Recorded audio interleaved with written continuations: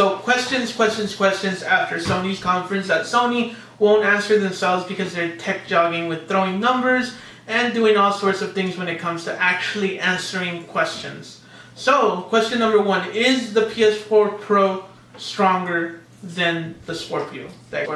Short answer, no. It is weaker by about 10 to 20% than the Scorpio, which is quite a bit.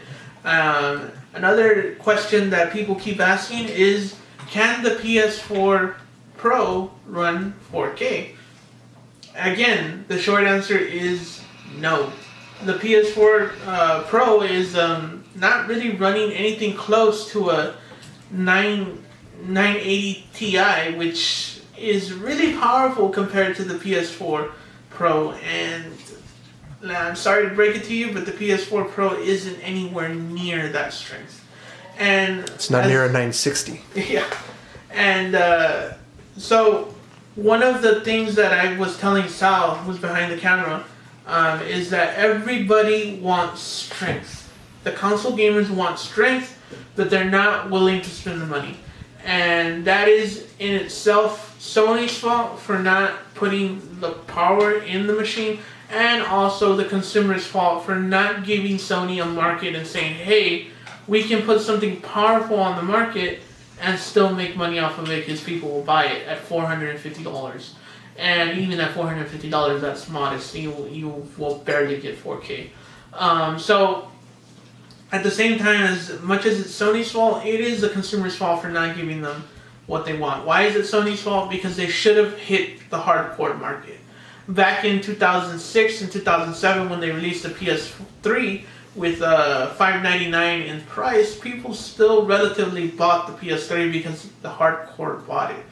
And if you're releasing a new machine that is Pro, that has Pro in its name, it's PS4 Pro, it is the package for the hardcore. For the enthusiasts. For the enthusiasts, then you should release the enthusiast package. But Sony decided to play it safe and really kept it at upscale 4K.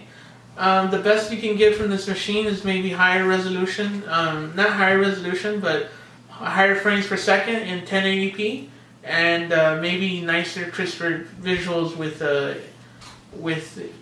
I guess monitors now. You'll be able to use monitors instead of using TVs. So you do get a slight increase as far as the upscaling, like maybe it's up to something like 1440p, but not enough to say 4K native resolution. But it's like you said, what does it say in the name?